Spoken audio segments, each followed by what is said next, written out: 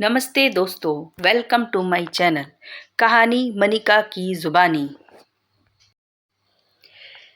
मेरे पापा मेरी मम्मी से हमेशा लड़ झगड़ कर ही घर से बाहर निकलते थे और मम्मी भी गला फाड़ फाड़ कर पापा पर चिल्ला रही थीं। मैं बाहर आंगन में बैठी थी और अपने सेकेंड ईयर के एग्ज़ाम की तैयारी कर रही थी। मेरा दिल एकदम पढ़ाई से उचट गया था। पापा अपनी लड़ाई झगड़े में मुझे घसीट लेते थे, हमेशा की तरह। आज फिर मुझे मनहूस कहकर गए थे। मेरा दिल चूर चूर हो गया था। मैं सोच रही थी, सीरियलों में क्या दिखाया जाता है, पिता अपनी इकलौती औलाद पर जान निछावर कर देता है, मगर यहाँ तो कुछ अलग ही किस्सा है। मेरा बाप मुझे मनहूस कहता है और मम्मी गुस्से में आकर कहती है, भगवान से प्रार्थना करो वह मर जाए, खत्म हो जाए। तुम्हारी जिंदगी में मेरी बेटी चांदनी का मनहूस साया ना पड़े। मैंने ऐसी जिंदगी जीकर भी क्या करना था। एक दादी की कसर रह जाती थी। जैसे ही पापा घर से बाहर निकले तो दादी का पुराण शुरू हो गया। ऐसा कर दिया, वैसा कर दिया। मैं बहुत परेशान हो गई थी। हमारा घर एक युद्ध के मैदान से कम नहीं था। लोग अपने अपने छत पर खड़े होकर सास बहू की लड़ाई से ऐसे मजा उठाते जैसे कोई थिएटर में पिक्चर देख रहा हो। मैं तंग आ चुकी थी इन सब झगड़ों से। दादी मम्मी को कोसने लगती और कहती, तुझे तो छुड़वा कर ही रहूंगी और मैं अपने बेटे की दूसरी शादी करवा कर ही रहूंगी। तूने बहुत ऐश कर ली। मेरे बेटी की कमाई खा खा कर चर्बी चढ़ गई है। फिर मम्मी दादी की तू मैं शुरू हो जाती और वह शाम तक चलती रहती। मुझे दादी की इस वाली बात पर बहुत हंसी आती। मैंने अपनी मम्मी को कभी अपने ऊपर 1 रुपया भी खर्च करते हुए नहीं देखा था। ऐश तो दूर की बात। मम्मी मेरे पास आई तो मैं अपने ख्यालों से चौंक गई। उन्होंने अपने दुपट्टे से खोलकर मुझे कुछ पैसे थमा दिए और बोली, बेटा दुकान से 1 किलो बाजरे का आटा तो ला दे। तेरे पापा को बहुत पसंद है बाजरे की रोटी। मैंने मम्मी से पैसे लिए और चप्पल पहनकर बाहर की तरफ चल दी। मैं यह सोच रही थी कि मम्मी हर रोज मुझसे बाजरे का आटा क्यों मंगाती हैं जब उन्होंने पकाना ही नहीं। मम्मी पता नहीं उस आटे का करती क्या थी। मुझे तो यही लगता था घर के टेंशन वाले माहौल से मुझे दूर रखने के लिए बाहर भेजती थी ताकि मेरा मूड फ्रेश हो जाए और सुकून की सांस ले सकूं। मेरी मम्मी साधारण औरत थी, सारा दिन काम में लगी रहती थी, मगर उनको कोई भी खुशी नहीं थी। उनकी गलती बस यही थी कि वह पापा को बेटा न दे सकी। मेरी पैदाइश के बाद मम्मी कुछ ऐसी बीमारी से ग्रस्त हो गई कि मम्मी दोबारा कभी माँ ना बन सकी। इस बात से पापा मम्मी को मनहूस कहते थे और मेरे पापा बिल्कुल मनमौजी इंसान थे। उन्होंने घर के बाहर अपनी दिलचस्पी का बड़ा सामान रखा था। वह घर में मम्मी के साथ ठीक रहते, मगर जिस दिन दादी पापा से उनकी चाह बता देती कि काश एक पोता और होता और मेरे पापा को बेटे की फिक्र का दिमाग में डाल देती तो वह बहुत परेशान हो जाते थे। दादी उनसे कहती थी, अरे दिनेश, तेरे बाद हमारी नस खत्म हो जाएगी। तू कब तक इस मनूस औरत के पल्लू से बंधकर रहेगा। मैं तेरी दूसरी शादी करवा देती हूँ। दादी के पास से पापा उठकर कमरे में चले जाते और मम्मी को डांटने लगते थे। पहले मम्मी चुप रह जाया करती थी, मगर वह बोलने लगी थी। इस तरह लड़ाई अब जोर पकड़ने लगी थी। इस लड़ाई की वजह से मैं बहुत दिमागी डिप्रेशन में रहने लगी थी। यूं ही दिन गुजर रहे थे। एक दिन मैं कॉलेज से घर वापस आई तो मम्मी को आंगन में फूट फूट कर रोते देखा था। मैं बहुत घबरा गई। मैंने अपना बैग दरवाजे पर फेंक दिया और भागकर मम्मी के पास आई और बोली, मम्मी मुझे बताइए क्या हुआ है, आप क्यों रो रही हो। मम्मी बोली, मैं उजड़ गई, मैं बर्बाद हो गई, मेरा कुछ भी नहीं रहा दुनिया में। मैं बहुत ज़्यादा घबरा हुई थी। मैं बोली, मम्मी बात क्या हुई बताइए। मम्मी पापा तो ठीक है ना। मम्मी मेरे गले से लग गई और फूट फूट कर रोने लगी। वह बोली, तेरी दादी ने अपनी सहेली की लड़की को बुलाया है। अब तेरा बाप उससे शादी करके हम दोनों को घर से बाहर निकाल देगा। हम दर दर की ठोकरें खाएंगे। मेरी मम्मी की बात तो परेशान करने वाली थी। मैंने मम्मी को दिलासा दिया। वह जरा संभल गई। उन्होंने फिर अपने पल्लू से पैसे निकाले और बोला, बेटा 1 किलो बाजरे का आटा तो ला दे। मुझे अपनी मम्मी की हालत देखकर हंसी आ रही थी। कहाँ तो उन्हें खाने पीने का भी होश नहीं था और अब 1 किलो आटा बाजार से मंगवा रही थी। मैं बोली, यह बाजरे का आटा अपनी होने वाली सौतन को खिलाओगी? मेरी बात सुनकर मम्मी थोड़ा सा घबरा गईं। मैंने हंसते हुए उनसे पैसे लिए और दुकान से बाजरे का आटा लेने चली गई। मुझे मालूम था कि हर रोज की तरह आज भी बाजरे का आटा की कोई रोटी नहीं बनेगी। कभी कभी तो मुझे लगता मम्मी 1 किलो बाजरे का आटा हर रोज मंगाती हैं और कहीं इस आटे का गोदाम तो नहीं खोल रही। फिर मैं खुद ही अपने उस ख्याल पर हंस देती थी। मैं बाजरे का आटा लेकर वापस आई तो दादी की सहेली की बेटी आ चुकी थी। वह 27-28 साल की लड़की होगी, मम्मी से कम 8 साल छोटी। उन्होंने बड़े बड़े फैशन के कपड़े पहने हुए थे। जीन्स और पैंट बड़ी स्मार्ट लग रही थी क्योंकि मेरे पापा से उन्हें शादी करनी थी। जब मैंने अपनी मम्मी को देखा तो बिल्कुल बुझी सी हुई थी। वे 4 साल पुराने कपड़े पहने आंगन में गुमसुम बैठी हुई थीं। आरती आंटी के सामने बिल्कुल फीकी पड़ गई थीं। मुझे मम्मी पर बहुत तरस आया। मैंने पापा को देखा तो पापा आरती आंटी को ताक रहे थे। दादी भी बहुत खुश थी। मैं अपनी मम्मी की हालत समझ सकती थी। फिर हम सब ने मिलकर खाना खाया था। दादी हर चीज़ सबसे पहले आरती आंटी को दे रही थी। पापा भी उनके आगे पीछे झूम रहे थे। मम्मी और मैं हम दोनों बिल्कुल बेजान पड़े हुए थे। ऐसा लगता था हम वहाँ मौजूद ही नहीं थे। मम्मी, आज सुबह आरती आंटी के डर से शॉपिंग करने जा रही हो? मेरे कहने पर जाती तो यह समस्या ही नहीं पैदा होती। मम्मी बहुत गुमसुम रहती थी। मम्मी ने पहली बार अपने लिए शॉपिंग करने के लिए पापा से पैसे मांगे। पापा ने मम्मी को बहुत अच्छे खासे पैसे दे दिए। पता नहीं पापा की इस मेहरबानी के पीछे पापा के कौन से राज छुपे हुए थे, या खाने के बाद सब अपने अपने कमरे में चले गए थे। मुझे मालूम था आज सारी रात मम्मी रोने वाली हैं।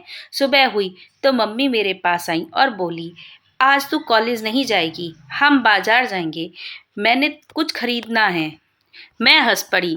मैं बोली, आरती आंटी के आने से कुछ तो फायदा हुआ। फिर हम दोनों माँ बेटी बाजार गए। मैंने मम्मी को अच्छे अच्छे फैशन के कपड़े दिलवाए थे। एक नया जूता भी मम्मी को दिलवाया। वापसी पर कपड़े दर्जी को भी दे आए थे। अब हम घर लौट आए तो दादी अपने कमरे में बैठी माला का जाप कर रही थी, जबकि पापा सुबह ही सुबह आरती आंटी के साथ बातों में बड़ा बिजी थे। मम्मी की सारी खुशी बिल्कुल मंदी और फीकी पड़ गई। मम्मी के तन बदन में आग लग गई। मम्मी तुरंत अपने कमरे में चली गई। पापा भी उनके पीछे पीछे चले गए। मैं आरती आंटी के पास बैठकर फैशन और मेकअप की बातें करने लगी। मम्मी मुझे अक्सर कहती थी मैं आरती आंटी को अपने साथ बिजी रखूं, वह तुम्हारे पापा के साथ न बैठ सके। घर में बहुत अजीब माहौल था। दादी सारा दिन आरती आंटी को पापा के नज़दीक भेजने के आइडिया निकालती रहती थी, जबकि मेरे पापा तो खुद ब खुद आरती आंटी के पीछे थे। मम्मी इधर अलग जतन करती और पापा मनमौजी से थे। मैंने गौर किया था वह आरती आंटी के सारे हुस्न के बावजूद कभी कदार की बातें करते थे। मेरी मम्मी भी अब नए कपड़े पहनने लगी थी और रोज बालों में कंघी करती और मेकअप भी करती। एक दिन हम सब मिलकर खाना खा रहे थे जब दादी मुझसे बात कर रही थी, चांदनी, खाना खाकर सामने वाली दुकान से 1 किलो बाजरे का आटा ले आना, तुम्हारे पापा को बहुत शौक है खाने का। मैंने हैरत से दादी की तरफ देखा और बोली, दादी, आपने भी मम्मी वाला कारोबार शुरू कर दिया है क्या? सबने चौंक कर मेरी तरफ देखा तो पापा बोले, क्या मतलब? मैं सारी बात बताने वाली थी। मतलब मम्मी मुझे दुकान पर, अभी मैंने सिर्फ इतना ही कहा था। मेरी मम्मी की आंखें मुझे घूर रही थीं, मुझे ना में घूर रही थीं। मुझे लगा मम्मी की बात सबके सामने नहीं करनी चाहिए, इसलिए मैंने बात बदल डाली। मैंने कहा, मम्मी मुझसे जब भी कोई चीज़ मंगाती हैं तो मुझे पैसे देती हैं। मुझे लगा दादी भी वही वाला कारोबार शुरू कर देंगी। पापा मेरी इस बात पर हंस पड़े। खैर, उस दिन दादी ने जब बाजरे का आटा मंगाया तो हमारे घर में पहली बार बाजरे की रोटियां पकी, जो मैंने बहुत शौक से खाई थी। अब काफ़ी दिन सुकून से गुजर गए थे, लेकिन दादी ने फिर से रंगत दिखा दी और बैठते उठते पापा को याद दिला देती, तुम्हारी कोई औलाद नहीं है, हमारी नस्ल खत्म हो जाएगी। दादी कभी मम्मी को कोसने लगती और अब वह साफ साफ शब्दों में पापा को कहती, तुम हाँ भरो तो मैं तुम्हारी शादी आरती से करवा दूं, वह तुम्हारा घर आबाद कर देगी। पापा बोले, मम्मी मेरा तो घर पहले ही आबाद है। लेकिन दादी कहाँ मानने वाली थी। एक दिन कॉलेज से वापस आई तो मम्मी को कमरे में अंधेरा करके लेटे देखा। वह फूट फूट कर रो रही थी। मेरा दिल घबरा गया था। मैंने मम्मी को गले से लगा लिया, उन्हें चुप करवाया। उन्होंने उन्हें तसल्ली दी। फिर उनसे पूछा, मुझे सारा किस्सा बताइए, क्या हुआ है मम्मी। चांदनी बेटा, तू दुकान से 1 किलो बाजरे का आटा तो लिया। मम्मी कभी भी बाजरे का आटा खुद लेने नहीं जाती थी और हमेशा मुझसे भी कहती, यह आटा अपने कॉलेज के बैग में छुपा कर लेकर आना। अगर कोई पूछे तो कह देना दुकान से टॉफी या किताब लेने गई थी। मैंने वापस आकर मम्मी से रोने की वजह पूछी थी। वह बोली, तुम्हारी दादी ने मुझसे कहा है मैं तुम्हारे पापा का कमरा छोड़ दूं और तुम्हारे कमरे में शिफ्ट हो जाऊं। वहां आरती को दुल्हन बनाकर लाएंगी। मैंने पूछा कि अब क्या करेंगे। वह बोली, तुम्हारे पापा से राय मांगूंगी। अगर वह कहेंगे तो माँ की बात मान लूंगी और मैं घर छोड़कर चली जाऊंगी। मैं मम्मी की बात सुनकर बहुत ज़्यादा डर गई, क्योंकि मेरी मम्मी अपने वादे की पक्की थी। उन्होंने जब भी कोई फैसला लिया था उस पर बिल्कुल खरी उतरती थी। मैं सारा दिन प्रार्थना करने में लगी रही कि काश पापा मम्मी का साथ दें। इस बात पर तो चांस बहुत कम था, मगर मैं प्रार्थना जरूर कर रही थी। खैर पापा शाम को घर लौटे। वह आंगन में बैठकर आरती दीदी के साथ 2 घंटे तक बातें कर रहे थे। पापा के चेहरे पर गुलाब खिल रहे थे। मेरे दिल में बहुत डर लग रहा था कि काश पापा मम्मी के साथ भी ऐसे ही खुश खुश रहकर बातें करते। फिर पापा उठकर अपने कमरे में चले गए। मेरा दिल अब बुरी तरह से धड़क रहा था। पता नहीं आज पापा मम्मी की किस्मत में क्या फैसला करेंगे। थोड़ी ही देर गुजरी थी कि मम्मी मेरे पास आई। उनकी आंखों में आंसू भरे हुए थे। वह मेरे गले लगकर फूट फूट कर रो रही थी। मैं सब समझ गई थी।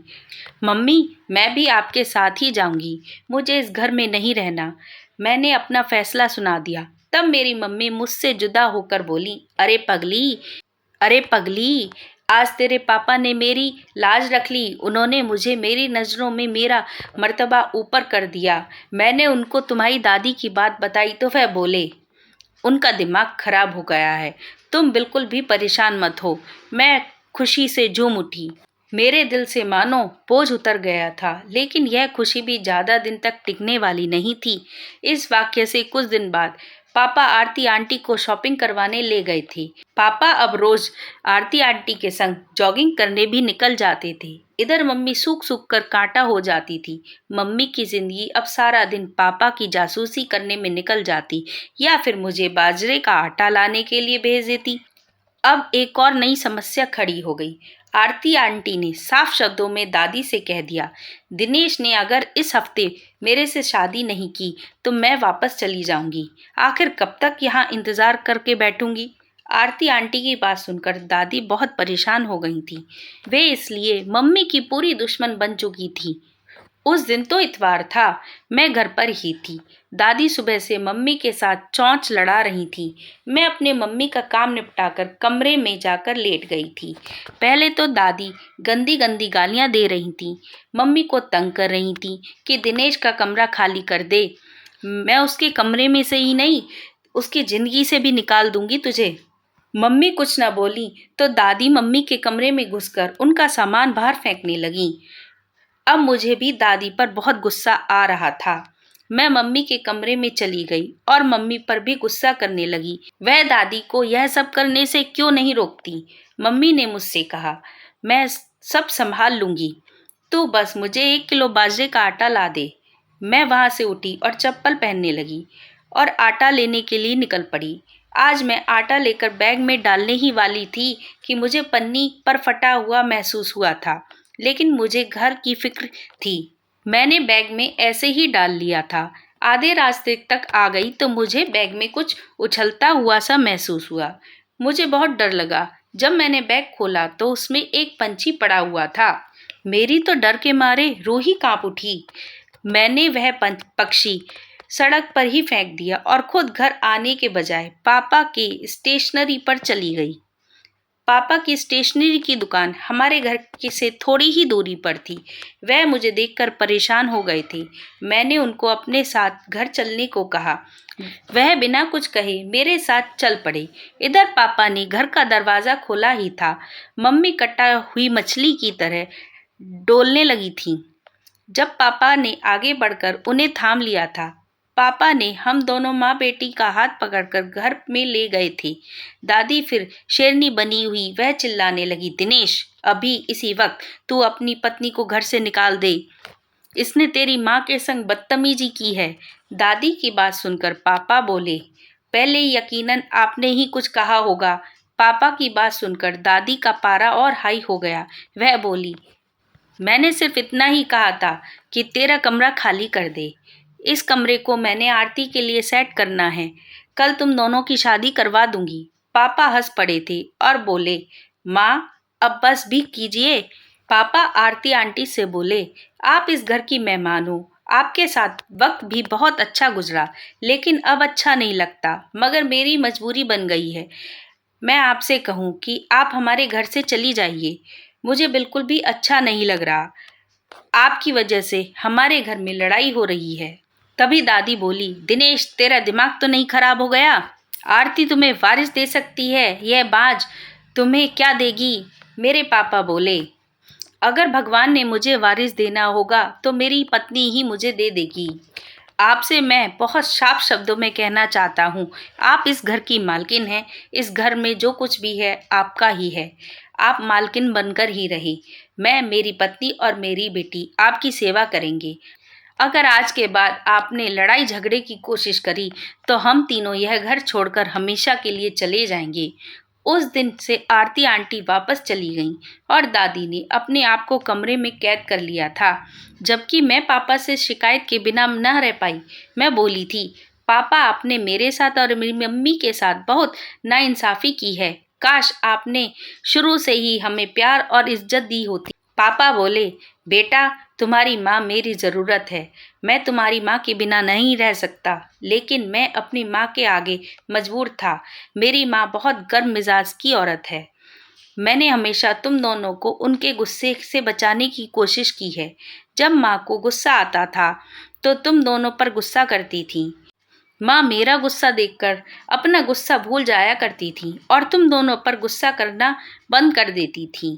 पापा की यह बात सुनकर मेरी आंखें भीग गईं। मैं बोली, अब पापा अपने कमरे में चली गए।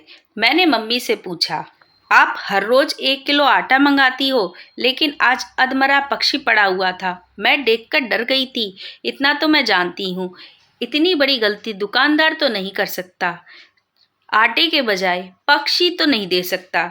इसमें जरूर कोई राज है। आप मुझे बताइए, वह परिंदा वहाँ क्या कर रहा था? मम्मी मेरी बात सुनकर घबरा चुकी थी, मगर उनके पास सच बताने के सिवाय कोई चारा भी नहीं था। वह बोली, जिस दुकानदार से तुम बाजरे का आटा लाई थी ना, उसके पड़ोस में एक बाबा जी रहते हैं। वह ताबीज गड़े का काम करते हैं। मैंने उस दुकानदार से कहा, मेरे लिए भी एक ताबीज बनवा ले। उस दुकानदार ने कहा, बाबा जी 40 दिन तक बाजरे के आटे पर दम करके देंगे। तुम उस आटे को जाकर छत पर डाल देना और पक्षियों को खिला देना। और आखिरी दिन एक अधमरा पक्षी देंगे जो सास को खिलाना होगा। उससे मेरी सास की जुबान बंद हो जाएगी हमेशा के लिए। मगर बेटा, तुमने वह पक्षी रास्ते में ही फेंक दिया। ना मेरे लिए 40 दिन पूरे हो जाते तो यह समस्या खत्म हो जाती। देखो ना, उस ताबीज की करामात से कैसे सब ठीक हो गया। तुम्हारे पापा का दिल भी बदल गया, मेरी तरफ हो गए हैं। मम्मी की मासूम बातें सुनकर मैं मुस्कुरा दी, मगर मेरा पूरा बदन यह बात सुनकर कहाँ गया था। मैंने अपनी चप्पल पहनी और दुकानदार के पास पहुंच गई। मैंने उसको खरी खोटी सुनाई। उससे कहा, तुम्हें तो डूब मर जाना चाहिए। तुम लोगों को तबाही के रास्ते पर डालते हो, काला जादू करवाते हो। दुकानदार मेरे से बोला, मैं तो खाली अपना सामान ही बेचता हूँ। मैंने तुम्हारी माँ से सिर्फ इतना ही कहा था कि 40 दिन तक अपने पति से नहीं लड़ना, न ही सास से खुद उल्टा सीधा कुछ बोलना। अगर कोई औरत 40 दिन तक घर वालों से नहीं लड़ेगी तो घर वाले उससे क्यों लड़ेंगे? वह भी इंसान बन जाएंगे। मुझे नहीं मालूम था यह ताबीज से कुछ होता है या नहीं, पर मैं दुकानदार की सोच से सहमत थी। उसने कैसे अपने आप को सारी समस्याओं से बचा लिया था। उसने मम्मी को कितनी समझदारी की बात बताई थी। मैं इतना जरूर जानती थी कि पापा का दिल किसी ताबीज से नहीं बदला था, मगर मम्मी के बेइंतहा प्यार, उनकी मोहब्बत और कुर्बानियों की वजह से बदला था। अगर हर औरत अपनी जुबान बंद कर रखे, सब्र करे, तो उनके पति भी लड़ना छोड़ देंगे। छोटी छोटी बातों पर घर नहीं टूटेगा और न ही सौतने आएंगी। अब इस बात को 2-3 साल हो गए। मेरे पापा मेरी मम्मी को डॉक्टर के पास ले गए और फिर मेरी मम्मी का इलाज करवाया। मेरी मम्मी को अब बेटा हुआ है, मेरा छोटा भाई। दोस्तों, अगर आपको यह वीडियो पसंद आए तो वीडियो को लाइक, शेयर और सब्सक्राइब जरूर करें। धन्यवाद।